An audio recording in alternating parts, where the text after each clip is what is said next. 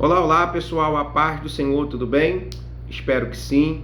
Bom, nesse momento nós vamos dar continuidade aos nossos estudos da disciplina Introdução à Teologia, beleza? Dessa vez com o tema A Linguagem Teológica. Então peço que você deixe aí ao alcance das suas mãos seu caderno, sua caneta, seu material de apoio, para que você possa estar tomando nota de tudo aquilo que nós vamos abordar durante esses minutos que nós passaremos aqui conectados, beleza? Assim como nas outras aulas, eu quero manter o método de passar essa informação dividido em títulos e subtítulos, né? Ou seja, eu vou trabalhar com vocês passando o conteúdo por tópicos. Então anotem os tópicos, anotem as explicações, para que você possa entender tudo aquilo que eu estou querendo passar para vocês, beleza? O primeiro tópico que eu separei para a nossa aula de hoje é que a linguagem teológica sempre será necessária. Quando nós falamos de linguagem, nós falamos de métodos de passar uma determinada informação, né? Um meio de comunicação. Dentro da linguagem teológica, nós temos dois tipos de linguagem, ou seja, dois tipos de comunicação. Primeiro tipo de linguagem, a linguagem digital. O que seria essa linguagem digital, Leandro? São linguagens que se manifestam por meio de palavras escritas. E temos a linguagem analógica, que são linguagens que se manifestam por meio de ações. Então, dentro da linguagem teológica, eu posso te comunicar acerca de um determinado assunto, mostrando para vocês aquilo que está escrito ou mostrando para você aquilo que foi feito, tá bom? Quando nós nos debruçamos, por exemplo, sobre a Bíblia Sagrada, nós observamos Deus se comunicando por meio desses dois métodos. Ora, ele diz, assim diz o Senhor, ora, ele diz, assim está escrito. Então, eu entendo que quando o Senhor quer me mostrar algo por meio daquilo que está escrito, é uma linguagem digital. Agora, na própria Bíblia, nós temos diversas formas, ou diversas vezes, né? Encontramos Deus se manifestando ao homem por meio de uma linguagem analógica, ou seja, por meio da manifestação de ações. Exemplo, Leandro, por exemplo, só com Moisés você visualiza Deus trabalhando com o mesmo, abrindo o mar vermelho, enviando o maná, enviando a codornize, por meio da sarça ardente, né? A sarça que pegava fogo, mas não se consumia. Você vê Jesus também no Novo Testamento se manifestando de forma analógica, multiplicando pão, multiplicando peixe, andando por sobre as águas. Todas as vezes que nós observamos na Bíblia Sagrada uma ação sendo demonstrada com o intuito de se comunicar com o outro, é uma linguagem analógica. Todas as vezes que o Senhor se comunica por aquilo que ele diz ou por aquilo que está escrito, é uma linguagem digital. Exemplo, quando Deus vai se comunicar com Josué e diz para Josué o seguinte: "Sê tu tão somente forte e corajoso, para não se desviar das palavras da lei que eu dei ao meu servo Moisés, nem para a direita, nem para a esquerda." Ou seja, Deus não está utilizando uma linguagem analógica, ou seja, mostrando para Josué como ele deveria se comportar por meio das ações. Não, ele está utilizando uma linguagem digital, ou seja, ele está trazendo à memória aquilo que ele já havia deixado escrito para Moisés. O que cabia a Josué era apenas lembrar-se daquilo que Deus havia dito e pôr em prática, beleza? Então, linguagem teológica, ela vai se dividir em dois pontos, a digital e a analógica, beleza? Vamos para o nosso segundo tópico aí. O segundo tópico da linguagem teológica é que a linguagem teológica não considera a ruptura ontológica entre o Criador e a criatura. O que significa isso, Leandro? É que a linguagem teológica ela não considera a distância que existe entre Deus e o homem. A linguagem ontológica é isso. Existe, claro e evidente, uma ruptura entre nós, que somos a criação, e entre Deus, que é o Criador. E não é só o pecado que faz distinção, ou seja, separação entre o homem e Deus. O próprio Senhor, né, na palavra de Deus, ele fala ao profeta Isaías dizendo: assim como são altos os céus, assim está a diferença entre o que eu penso e o que você pensa. Ou seja, entre o que eu sou e o que vocês são. Então, sem a linguagem teológica, essa ruptura ela fica distante demais. Com a linguagem teológica, existe uma aproximação, uma forma de se gerar o entendimento do que Deus quer falar para aquilo que ele entende que nós precisamos fazer. Se não fosse a linguagem teológica, né, nós jamais compreenderíamos o que Deus quer passar para nós. E não entendendo, não existe possibilidade de nós colocarmos em prática. É por isso que nos 66 livros da Bíblia, nós sempre vamos encontrar o Senhor utilizando meios, utilizando formas, utilizando fórmulas, né, para que o homem possa compreender aquilo que ele quer dizer. Por ora, Deus usa uma árvore, por ora, Deus usa um cajado. Então, na Bíblia, por exemplo, existem muitas figuras de linguagens, né? Essas figuras de linguagens são linguagens teológicas, ou melhor, são linguagens ontológicas com o intuito de minimizar, se assim nós podemos dizer, essa distância que existe entre a minha mente e a mente do Senhor. Sempre que o Senhor faz isso? Não, porque a própria Bíblia vai retratar que aquilo que Deus tem para nós não chegou na nossa mente, nem muito menos no nosso coração. Então existem coisas que o Senhor quer fazer, tem para fazer, ou já está fazendo, que a linguagem teológica não tem o poder de nos aproximar. É por isso que a linguagem teológica também, ela não está acima da fé. Porque quando a linguagem ontológica, que se manifesta por meio da linguagem teológica, não cabe, não pode surtir efeitos nesse distanciamento, entra a perspectiva da fé. Porque quando essa ruptura torna-se grande demais para que eu possa entender o que Deus tem para fazer, só por meio do campo da fé. Agora, entender que a linguagem teológica ela tem a sua relevância, ela tem a sua importância, e o seu papel é diminuir a distância entre o que Deus fala para o que Ele quer que eu faça, é de suma importância para que nós possamos estudar a palavra e compreender que tudo aquilo que Ele requer de nós, sim é possível fazer, sim é possível acreditar. Sem a linguagem teológica, que se mede por meio da linguagem ontológica, dificilmente nenhum dos profetas conseguiriam exercer o chamado que Deus deu a eles.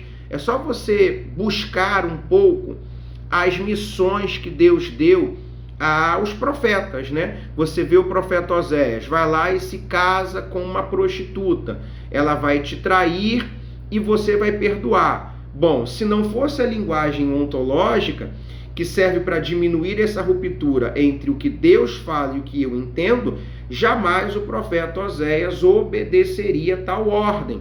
Quando Deus manda a Josué rodear as muralhas na cidade de Jericó, se não fosse a linguagem ontológica que diminui essa ruptura, jamais Josué teria marchado ao redor da muralha. Então você consegue perceber que quando você se debruça sobre a palavra, você passa a entender que existem meios, métodos que me aproximam do ideal de Deus. Teologia, gente, ao contrário do que algumas pessoas falam e pensam, ela não tem o papel de matar a sua fé. Ela não tem a função, ou melhor, a missão de esfriar o fogo do Espírito que existe dentro de nós. A função da teologia é fazer com que você compreenda a fonte das experiências que você tem tido com Deus, para que assim você venha a compreender que isso não é obra do acaso, não é coisa da sua cabeça, mas sim é algo explicável, é algo compreendível, é algo que se entende, que sabe-se de onde vem, tá? A função da teologia é essa, é dar voz, validar o que você sente em culto, por exemplo, é validar a voz de Deus, é validar a sua fé, é validar aquilo que você crê, é validar aquilo que a palavra de Deus diz. Porque se não é a linguagem ontológica, você olharia-se no espelho e falaria: tô louco, tô doidão, nada disso tem uma razão. Ok? Beleza? Então, o que a linguagem teológica, dentro da perspectiva ontológica, produz? Produz uma ruptura entre essa distância de Deus com o homem. Ok? Vamos seguir aí para o nosso terceiro tópico. O terceiro tópico diz: a linguagem teológica não pode servir para chocar ou confundir os simples da fé. Quem são os simples da fé, gente? São as pessoas que não tiveram contato, um pouco mais aprofundado com o sistema educacional, pessoas iletradas, pessoas analfabetas ou semi-analfabetas, os mais idosos. Hoje nós possuímos dentro da igreja, muitas pessoas da terceira idade, da melhor idade, gente que não teve, de repente, a mesma oportunidade de ter acesso à escola como nós tivemos. Pessoas que, ao invés de ir para uma sala de aula, tinham que ir para o campo, tinham que trabalhar, estavam na roça, lá ajudando a sua família a levar ali o pão, o feijão, o arroz, o leite para dentro da sua casa. Então eles só tinham uma escolha: ou trabalhar, caso contrário passavam fome. Até porque, gente, essa perspectiva de educação para os mais pobres, ela é bem recente dentro da história do povo brasileiro. Se você puxar uns anos para trás, você vai ver que somente as pessoas que tinham uma certa condição financeira, ela tinha ali acesso à escola pública, à escola particular, melhor dizendo. Esse teor de educação pública, ela é uma história bem recente e tem produzido muitos frutos na vida dos mais pobres. Os mais pobres, eles não tinham muito essa opção de estudar. Por mais que quisessem estudar, eles não tinham recursos financeiros para assim o fazer. Se hoje é caro você matricular uma pessoa numa escola, se hoje ainda é caro você fazer uma faculdade, se hoje ainda é caro você comprar o material escolar, imagine há 20, 30 anos atrás, como eram mais difíceis ainda essas perspectivas, essas questões, correto? Então, existem pessoas dentro da igreja que não vão mais acompanhar um pensamento teológico, não vão acompanhar uma frase filosófica, entendeu? Então, um teólogo, que é teólogo de verdade, não é aquele papagaio de pirata ou aquele que quer se mostrar, porque tem muita gente no nosso meio, que ele não tem nenhum tipo de missão de passar a educação teológica. Ele só quer mostrar que sabe. E existe um distanciamento muito grande entre você saber com você mostrar que sabe. Quem quer mostrar que sabe, quer fazer isso para inflar seu ego, para ganhar o tapinha nas costas, para que as pessoas possam olhar e falar assim: nossa, fulano é muito inteligente. Aquele que sabe é aquele que consegue passar o conhecimento para todas as classes de pessoas pelas quais ele tem contato. Quando você olha para a figura de Jesus, por exemplo, você observa que ele consegue ensinar para todas as classes. Quando você olha para o apóstolo Paulo, por exemplo, é um camarada que consegue passar a palavra de Deus para todas as classes. O mesmo Paulo que está lá na feira pregando o Novo Testamento, utilizando o grego koiné, que era o grego do populacho ali, dos pobres, do feirante, é o mesmo Paulo que entra dentro do areópago grego para discutir com os filósofos utilizando um grego muito rebuscado, ou seja, ele se fez de pobre para ganhar os pobres, e se fez de rico para ganhar os ricos, ou seja, ele sabia, ele não mostrava que sabia. Então, dentro da linguagem teológica, ela não pode servir para chocar, para confundir os simples da fé. É muito comum, por exemplo, dentro de salas de aula, muitas perguntas concernentes: a serpente falou ou não falou?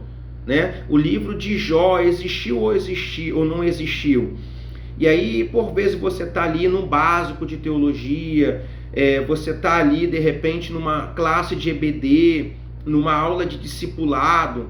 Qual é a finalidade de você produzir um conhecimento acerca desse assunto?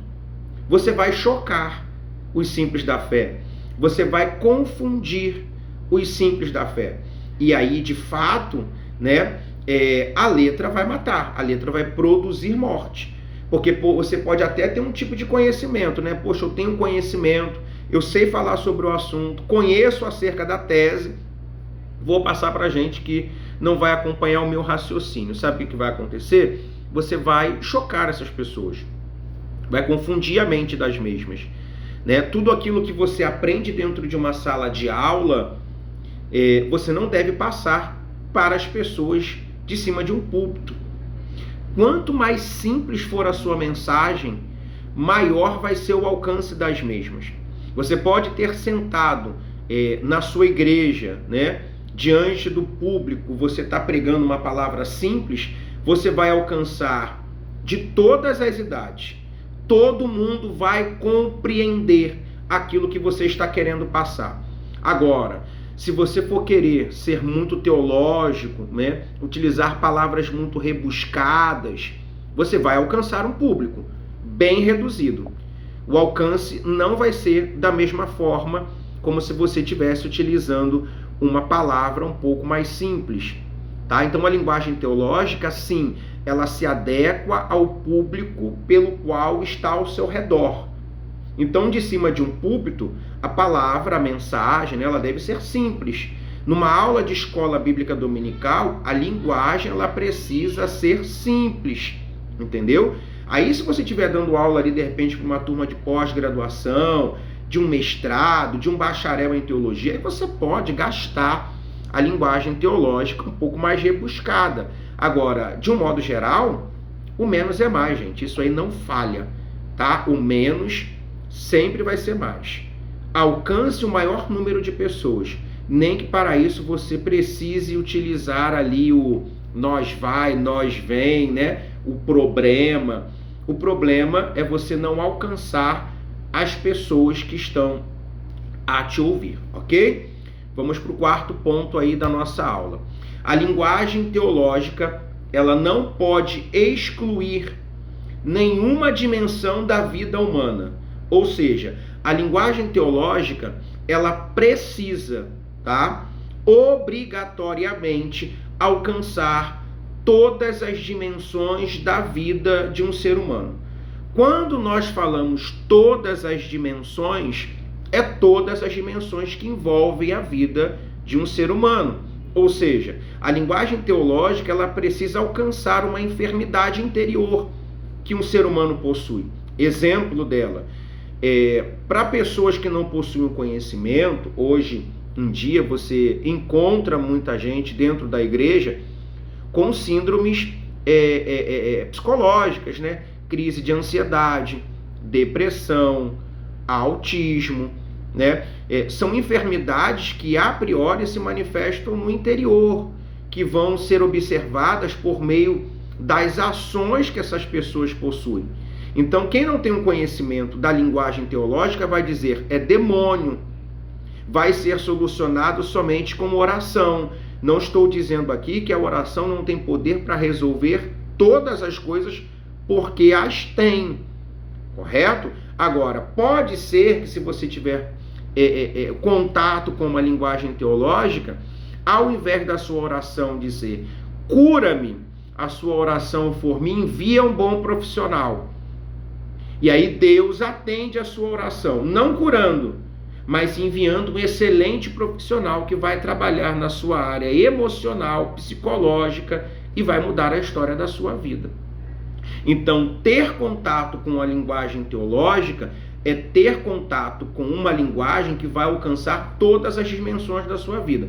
Outro ponto, a enfermidade exterior, que são as enfermidades físicas, né? Um câncer, uma cegueira, uma paralisia, né? Enfermidades exteriores. Entra dentro do mesmo campo da enfermidade interior. De repente a oração não é Senhor, me cura, mas a oração pode ser Senhor, me coloque nas mãos de um excelente profissional, para que por meio da ciência que foi produzida pelo Senhor, eu possa vir a encontrar a cura. Isso é linguagem teológica, gente. Você não deixou de orar, você só orou pelo alvo certo. Você só orou por aquilo que pode mudar de fato a sua vida. Porque o que é mais fácil, gente? Você chegar para Deus e falar assim, ó, Deus me cura e ó, pum, ele te cura. Pega o teu leito e anda, né? É muito mais fácil, não vai requerer de mim uma fonte de pesquisa fazendo exames, me deslocando para ir para hospitais, etc e tal. Então, geralmente, a minha oração ela não é atendida porque eu quero orar não para ser curado, eu quero orar para encontrar meios mais fáceis para encontrar sucesso ou êxito na minha vida. E Deus não quer dessa forma. Pode ser que Deus queira te enviar um bom profissional. Deus poderia, por exemplo, ter curado aquele cego sem ter a necessidade de cuspir um lodo em seu olho e depois mandar ele lavar-se no tanque de Siloé? Claro e evidente que tinha. Era só ele falar assim, eu quero que tu veja. E viu. Mas ele utilizou outros métodos. E linguagem teológica está trabalhando dentro desse campo. Que você possa entender quais são os diversos métodos que Deus tem de tratar uma pessoa. Outro tópico dessa dimensão da vida humana é a social. Eu preciso me preocupar, né?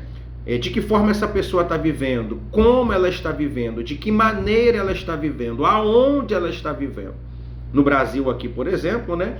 Nós temos aí um período que vai de dezembro até março, que todo findar de tarde cai aquele temporal, muita gente perde muita coisa, né? A gente perde vidas e etc e tal. Isso é um problema social, né? Que se manifesta ali por meio de uma organização política.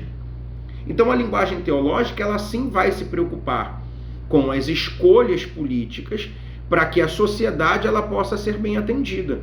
E uma vez que estes que foram escolhidos por meio do voto público não estiverem atendendo às necessidades do povo, que a linguagem teológica possa estimular o povo a requerer um ambiente social muito mais favorável aos mesmos. Quarto ponto, a dimensão financeira. A linguagem teológica, sim, preocupa-se como as pessoas vivem dentro do cunho financeiro.